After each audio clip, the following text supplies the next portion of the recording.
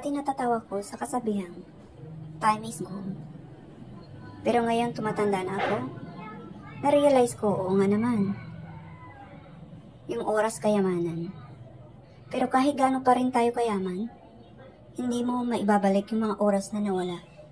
Lahat tayo may isang chance ang mabuhay sa mundo. Dapat ma-realize natin gaano ka-importante ang bawat segundo. Kasi lahat lilipas. Lahat tumatanda at walang permanente.